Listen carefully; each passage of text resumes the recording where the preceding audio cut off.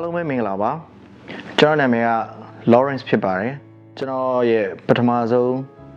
ထွက်ရှိမဲ့သချင်းကိုလွမ်းလို့အမည်ပေးထားပါတယ်ဒီသချင်းလေးကိုဖြစ်တည်လာဖို့အတွက်ကျွန်တော်လွန်ခဲ့တဲ့2နှစ်လောက်ကတည်းကကျွန်တော်ရဲ့အခန်းပေါ်တငယ်ချင်းနဲ့အလုပ်ပြန်တဲ့အခါမှာပဲဖြစ်ဖြစ်အခန်းထဲမှာချင်းတွေဆိုကြရင်အင်တာနက်ဒီအကြံလေးကိုရခဲ့တယ်ပေါ့နော်ဘဝမှာဖြတ်တန်းလာတဲ့အပိုင်းခြားလေးမှာဒီချိန်လေးမှာငါဒါလေးကိုအမှတ်တရလေးနဲ့လှုပ်ချင်တယ်ဆိုတော့စိတ်ကူးပေါ်ခဲ့တယ်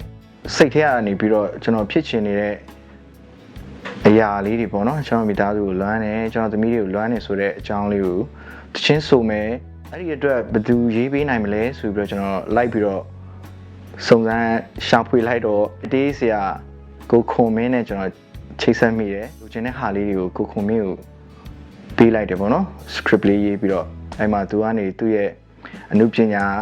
သူ့ရဲ့စိတ်ကူးသူ့ရဲ့ခံစားချက်တွေထည့်ပြီးတော့ကျွန်တော်ဒီသချင်းလေးရေးပေးဖြစ်ခဲ့တယ်ချစ်သမီးလေးနေရာကိုလွမ်းချစ်စလီလေးကိုလွမ်းမိသားစုဘဝကိုလွမ်း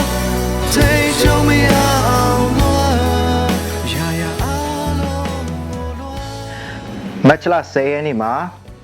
Spotify, iTunes နဲ့တခြား international platform တွေကနေပြီးတော့ကျွန်တော်ရဲ့ music ကိုထုတ်လွှင့်သွားမှာဖြစ်ပါတယ်။ music video ကိုတော့ကျွန်တော်ရဲ့ channel ဖြစ်တဲ့ Lawrence YouTube channel ကနေပြီးတော့ထုတ်လွှင့်သွားမှာပါ။နားတော်တာဆင်ပေးဖို့အတွက်ဒီနေရာကနေပြီးတော့